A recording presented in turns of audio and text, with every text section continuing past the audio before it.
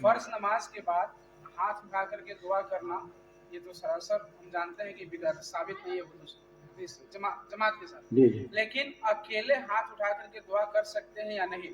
اگر دعا جائز ہے تو عربی زبان میں کریں گے یا اردو میں کریں گے؟ عربی میں بھی کر سکتے ہیں، اردو میں بھی کر سکتے ہیں. اللہ تعالیٰ نے آپ کو کہا دعا کرنے کے لیے اور ہر نبی کو ان کے قوم کی زبان میں بھیجا ہے. اگر آپ کو اسپیشل عربی آتی ہے تو عربی میں کرنا افضل ہے جیسا کہ امام احمد کہتے ہیں.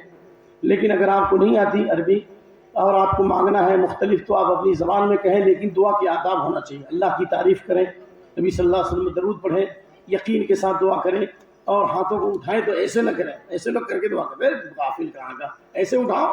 اور یہ اللہ کے نبی جب اٹھاتے تو یہ حتیٰ یورا بیاض الفتین یہ کھلا رہتا تھا، ایسے اٹھائیے چہرے کے سامنے، بعض بات ایسے بھی لیکن یہ کھلا رہتا. اور حلال کھا کے دعا کیجیے، حرام سے بچیے تو انشاءاللہ دعا قبول ہوگی. فرض نماز کے بعد اجتماعی دعا کے بارے میں سوال ہوا تو میں نے بکری میں کہا تھا فرض نماز کے بعد اجتماعی دعا کے بارے میں سوال ہو رہے ہیں. تو میں کہہ رہا ہوں کہ ایک آدمی نے پیٹ بھر پلاؤ کھا لیا اور تمام پیٹ کھا کر کے اس کا پیٹ بھر گیا، پھر اس کے بعد میں کھانا کھائے گا تو کیا ہوگا؟ بھائی جب پیٹ بھر چکا ہے کھا کے، آپ بریانی کھا لیے، آپ پلاؤ کھا لیے، آپ بہترین بکرے کا گوشت کھا لیے اور پھر پیٹ بھر گیا، پھر کھانا دیں گے تو کیا ہوگا؟ بد ہضمی ہوگی نا.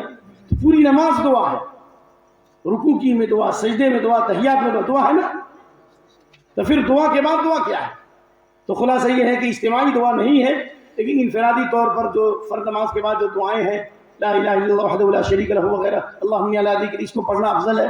لیکن اس کے ساتھ کبھی انسان کبھی کبھار اگر اٹھا کے دعا کیا، اس پہ التزام نہیں کیا انفرادی طور پر، تو اہل علم کہتے ہیں کہ انشاءاللہ اس میں کوئی حرج ہے، اس میں کوئی حرج نہیں. حرج اس وقت ہے جب اجتماعی طور پر کرے، کیونکہ یہ کیفیت نبی صلی اللہ علیہ وسلم صحابہ سے ثابت نہیں ہے.